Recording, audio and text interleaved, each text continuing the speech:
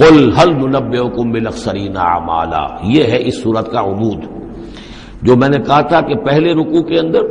انا جعلنا ما علی الارض زینۃ لہا لنبلوہم ایہم احسن عملا، یہ سمجھیے کہ ایک کھونٹا تو وہاں گڑا ہوا ہے، دوسرا کھونٹا یہ ہے قل هل ننبئکم بالاخسرین اعمالا، کہیے ان سے کیا ہم تمہیں بتائیں اپنے عمل، اپنی محنت، اپنی جد و جہد، بھاگ دوڑ، اپنی سعی جو ہے اس کے اعتبار سے سب سے زیادہ گھاٹے میں کون ہے؟ محنت تو ہر ایک کر رہا ہے، جیسے کہ حضور نے فرمایا کلو نفس یغدو فبائع نفسہ، ہر انسان صبح ہوتی ہے تو اس کے بعد سے اپنے آپ کو بیچنا شروع کر دیتا ہے، اپنا وقت بیچ رہا ہے، اپنی صلاحیت بیچ رہا ہے، اپنی انرجی بیچ رہا ہے، اپنی اور ذہانت بیچ رہا ہے، شام تک بیچتا رہتا ہے اپنے آپ کو، کچھ کما کر لاتا ہے، بیچ کر اپنے آپ کو کچھ لے کر آتا ہے۔ تو یہ انسان جو ہے اس درجے اپنے آپ کو دنیا کے لیے انہوں نے بیچ دیا ہے اور ہماتن اسی کے لیے گم ہو گئے ہیں، لیکن اس بیچنے میں انہیں نفع کچھ نہیں ہے، نقصان ہی نقصان ہے۔ سب سے زیادہ خسارے میں کون ہے؟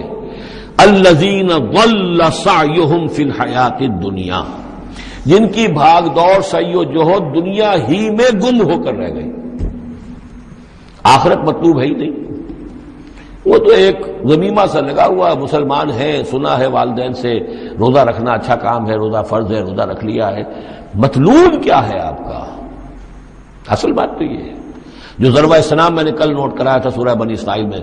من کان یرید العاجلۃ عجلنا له فیہا ما نشاء لمن نرید ثم جعلنا له جہنم یصلاها مذموما مدحورا ومن اراد الاخرۃ وسعى لها سعیها وهو مؤمن فاولئک کان سعیہم مشکورا۔ طالب دنیا ہو یا طالب آخرت، تو طے یہ کرو، طالب دنیا طالب آخرت کے لیے بھی اللہ تعالیٰ کلن نمد ہؤلاء وہؤلاء من عطاء ربک، دنیا میں اسے ہمیں رکھنا ہے، کھانے پینے کا بندوبست کرے گا، یرزق من حیث لا یحتسب، یہاں سے دے گا جہاں سے تمہیں گمان تک نہیں ہوگا، لیکن تم پہلے طے کرو تم طالب دنیا ہو یا طالب آخرت ہو۔ اور سب سے زیادہ گھاٹے میں وہ ہے من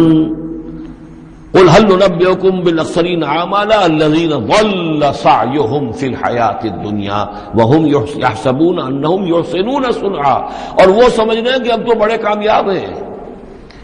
میری ایک فیکٹری تھی اب میرے 3 مل لگ چکے ہیں، میں نے فلاں یہ تھا میں نے اب اتنی جائیداد بنا لی ہے، میرے اتنے ایسٹس تھے، اور سال بسال گنتی کر کے ہم تو کامیاب ہو رہے ہیں۔ وہ سمجھتے ہیں کہ ہم کامیاب ہیں، ہماری محنتیں برابر ہو رہی ہیں، ہماری یہ دن رات کی کوشش جو ہے وہ نتیجہ خیز ہو رہی ہے۔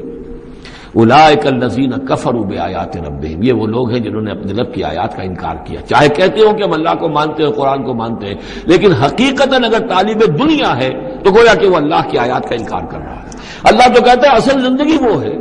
وَإِنَّ دَارَ الْآخِرَةَ لَهِيَ الْحَيَوَانُ، تم اصل زندگی اس کو سمجھے بیٹھے ہو، تو تم نے کہا اللہ کی بات کی تصدیق کی، تم نے تو اللہ کی بات کو جھٹلایا ہے۔ اولئک الذین کفروا بآیات ربہم ولقائہ فحبطت اعمالہم، یہ جو جھوٹی پھوٹی کوئی نیکیاں کرتے ہو اپنے دل کی تسلی کے لیے، جھوٹے تسلی دینے کے لیے، کوئی مسلی کھلا دیے، کوئی غریبوں کا کام ہو گیا، کوئی کسی کے لیے، یہ نیکیاں ہمارے ہاں قطعاً ان کی کوئی حیثیت نہیں، ان کے سارے اعمال اس قسم کی نیکیاں حبط ہو جائیں گی۔ فلا نقیم لہم یوم القیامت وزنا، تو اس دن ہم ان کے لیے قیامت کے دن جو ہے کوئی ان کا وزن قرار نہیں دیں گے، یا ان کے اعمال کو تولیں گے ہی نہیں۔ اعمال تو ان کے تلیں گے جن میں ایمان ہو، جن میں ایمان ہی نہیں ان کا اعمال کیا تلنا ہے؟ ولا نقیم لہم یوم القیامت وزنا۔ اب یہ ہے 2 مقامات جو میں نے کہا ہے کہ ایک کھوٹا وہاں، ایک کھوٹا یہاں،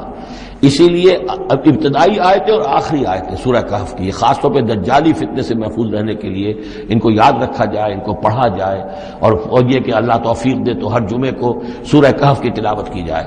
درمیان میں پھر میں نے بتایا تھا زینت کا لفظ آیا، ترید و زینت الحیات الدنیا، کچھ اور آگے چل کر المال والبنون زینت الحیات الدنیا،